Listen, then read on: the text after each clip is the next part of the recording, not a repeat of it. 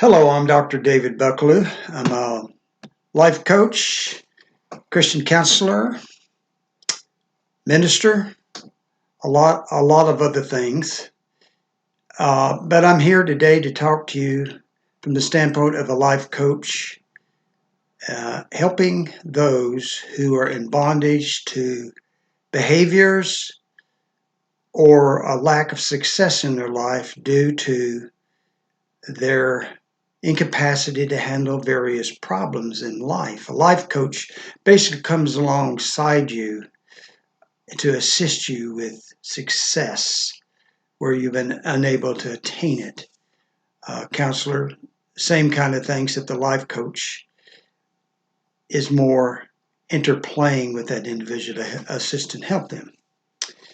So I've got various tips on my Facebook site to kind of get some people started at least to success where they're victims of circumstances. Today I want to talk to you about depression. I know a lot of people who are on anxiety drugs because they're depressed. We all face depression at different times.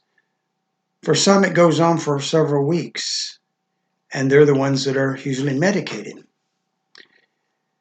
I have found that even in issues of medical drugs that are needed, there are ways to cope with depression differently in order to overcome it. You're either going to be a victim of negative thoughts or you're going to be victorious over those negative thoughts with affirmative, positive thinking. And you're the one that decides that. It is a valid complaint that when you're overcome by the negative thoughts, it's very difficult to replace those thoughts with positive thoughts. But it is possible if you learn how to practice specific steps and learn how to give the opposing side to those negative thoughts when they occur.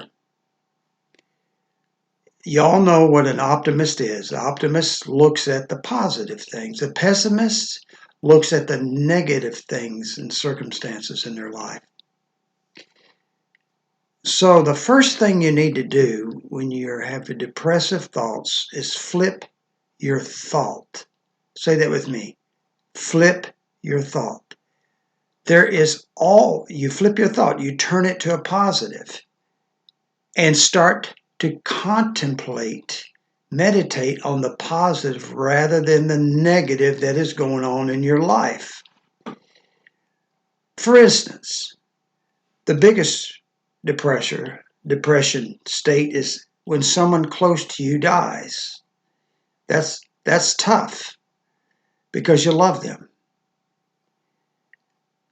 What's the opposite side? The optimistic side of someone's death, rather than grieving about how terrible it was? Well, flip it. The opposite side is the person's no longer suffering. They're at rest. They're at peace. They're no longer in this sin-laden world.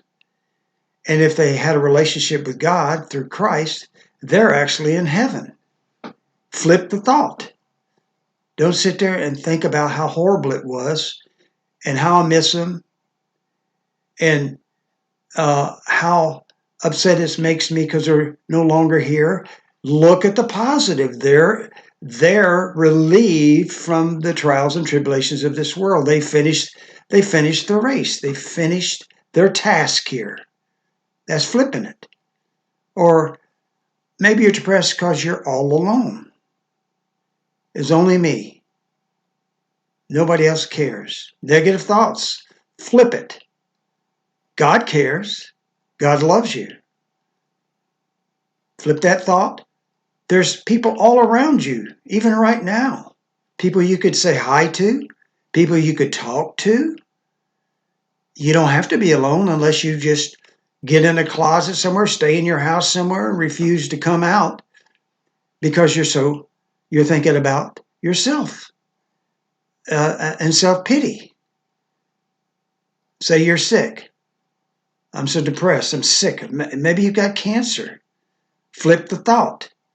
Well, I've got cancer and it's hurting my body, but there are healing medications out there for my cancer.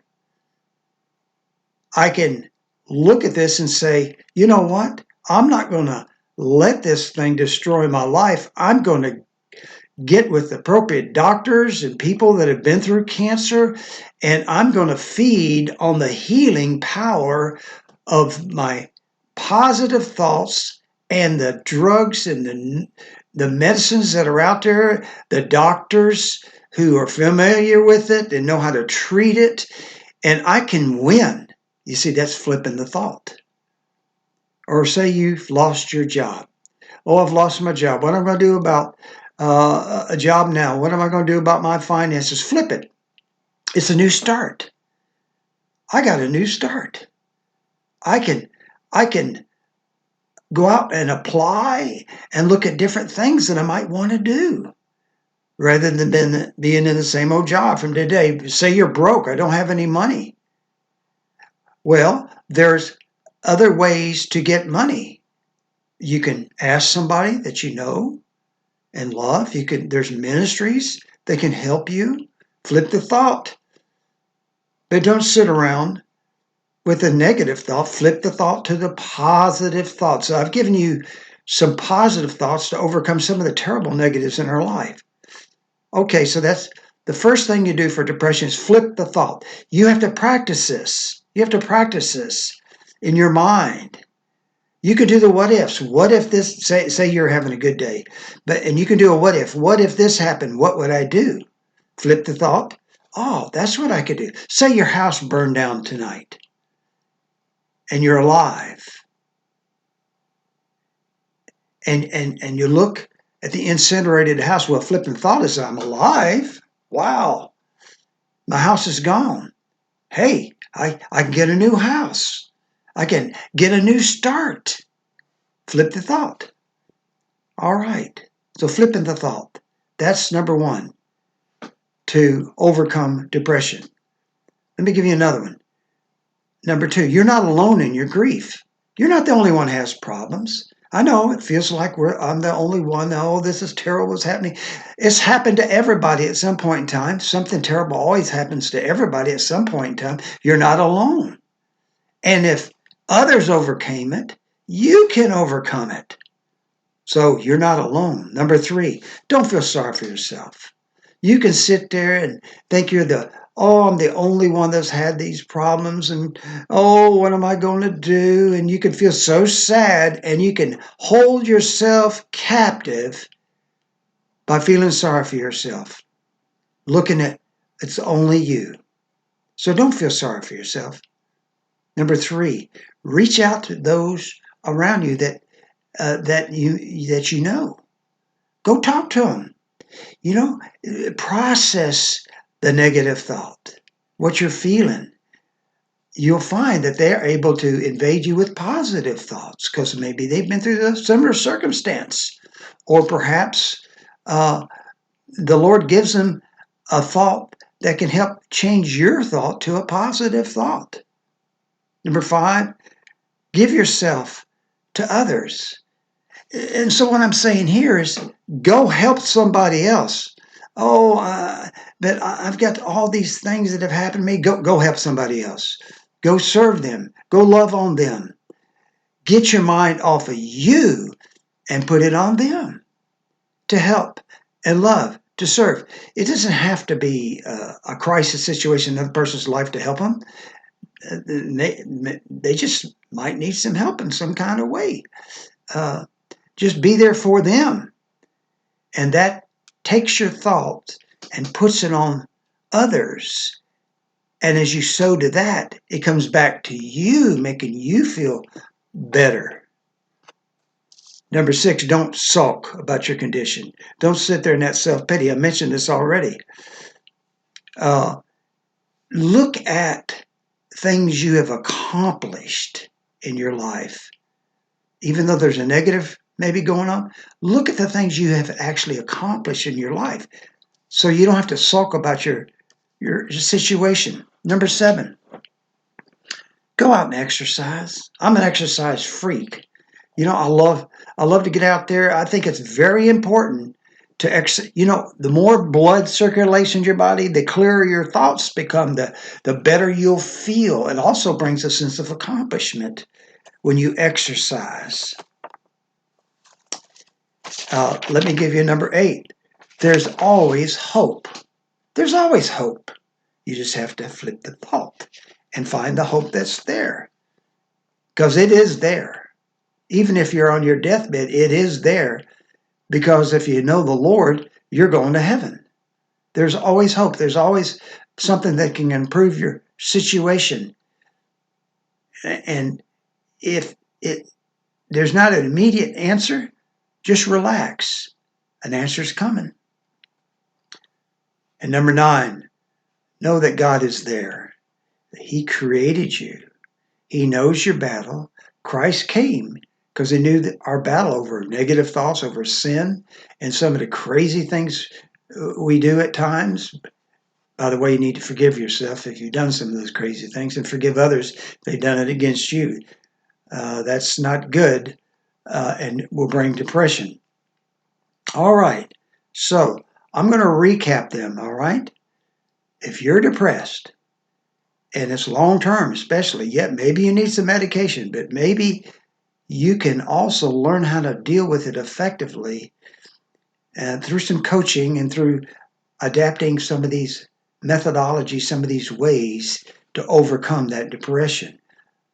What was the first thing? Flip the thought. I give you examples of death and being alone and sick and jobless and finances, how you flip the thought on those particular categories of your life. So flip your thought, number 1. Number 2, you're not alone in your grief. Remember that? You're not alone. It's not just you. Others have it. Number 3, don't feel sorry for yourself. Don't sit there and think, oh, poor little me. Get off that. Get off that. Number 4, reach out to those around you that you know and that love you. And even if they don't love you, just reach out to them. Number 5, give yourself to others. Go serve somebody. And as you serve them, there'll be a sense of satisfaction that comes back to you. Number 6, don't sulk about your condition. Don't hang your head. Go get busy. Go look at some of your accomplishments that you've done in your life. You can do it again. Number 7, exercise. Get out there. Get that blood flowing. It improves your mind, improves your heart, your vascular system, your body, gives you a sense of accomplishment. You can't beat that. It's going to help. Even if you can't do this spectacular exercise, just do something, okay? Number 8, there's always hope. And number 9, know that God is there. Okay, now I hope this has helped you. I want you to think about these things if you're one of those depressive people, or if, go over some of these things that I've given you, and if something hits, write them down what I've said. If something hits in your life that's a negative, apply some of the methodologies, the application of some of the steps I've given you today. God bless you. You're not alone. I'm for you, and there's others for you too, especially the Lord.